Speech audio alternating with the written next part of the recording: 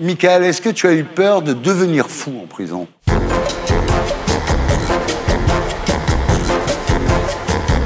Michael Blanc, notre héros de l'actu.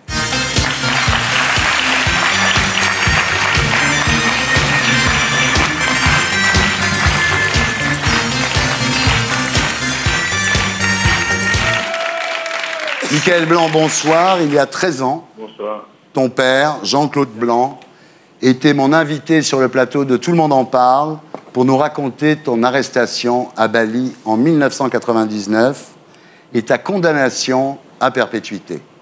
C'est comme ça qu'on a lancé le Michaelton et récolté 150 000 €. Ce qui a aidé ta mère à survivre auprès de toi en Indonésie pendant les 14 ans qu'a duré ton incarcération. Et aujourd'hui, tu es libre. Oui. C'est quoi le premier truc que tu as eu envie de faire en sortant de prison? Aller marcher sur la plage, sentir les odeurs de la mer. Vous voyez, c'est quelque chose de grand, quoi. C'est facile, la liberté? Est-ce qu'on ne se sent pas un peu paumé après avoir été pendant toutes ces années avec des contraintes, avec des... Je pense que c'est plus dur, la prison, quand même. Hein. Oui. Ouais. Tu as eu peur de mourir en prison? Il y a eu beaucoup de bagarres, mais je pense pas que ma vie était en danger. Les bagarres, Michael, c'était avec les gardiens ou avec les autres prisonniers? C'était surtout avec les autres prisonniers, mais c'est arrivé aussi avec les gardiens. Est-ce que tu as eu envie de mourir pendant que tu étais en prison? J'ai pensé au suicide, oui. J'ai pensé au suicide. Mais par rapport à ma mère, je ne pouvais pas... Ouais. Il fallait que je respecte ce qu'elle faisait, quoi. Hein. Ouais. Magnifique ce qu'elle a fait, ta mère. Elle est allée s'installer en Indonésie pour être avec toi, sans beaucoup d'argent. Ouais. Des fois, elle faisait 1h30 de bus pour aller te voir à la prison. Des fois, elle marchait carrément jusqu'à la prison, avec les fruits, les légumes, pour améliorer mon ordinaire. Et en plus, elle en donnait aux autres prisonniers.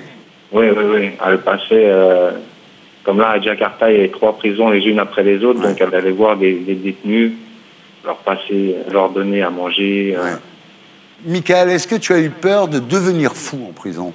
J'ai eu peur de devenir fou, quoi. Je me suis construit un mur pour que mes émotions ne puissent pas sortir. Tu t'évadais comment dans ta tête?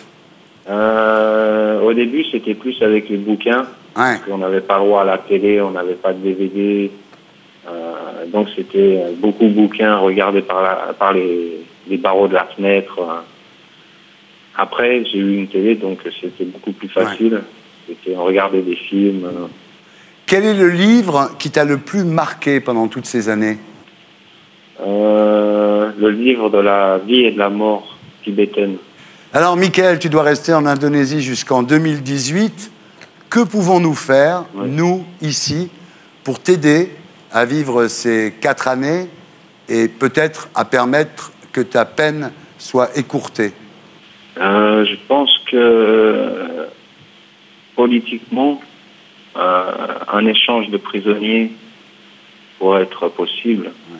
Est-ce que tu es connu en Indonésie quand tu te promènes dans la rue, par exemple? Aujourd'hui, on est allé à l'ambassade. Et sur le chemin de l'ambassade, quand on a arrêté le taxi, il y a un Indonésien qui est arrivé vers moi. Il me dit « Mais tu te rappelles de moi?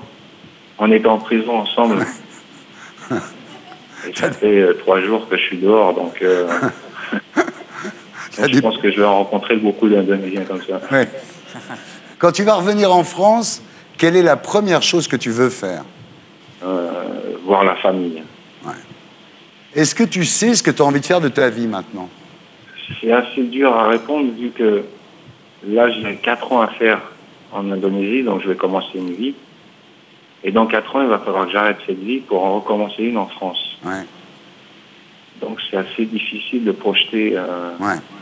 Écoute, je peux te dire qu'on est vraiment très heureux que tu sois libre. C'est moi qui vous remercie parce que grâce à vous, quoi, ma mère a réussi à être ici, à se battre pour que je puisse sortir, sinon on n'y serait jamais arrivé, quoi.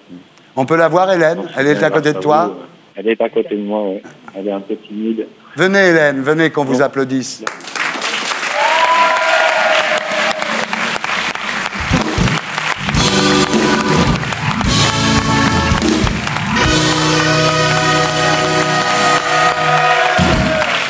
Bravo Hélène.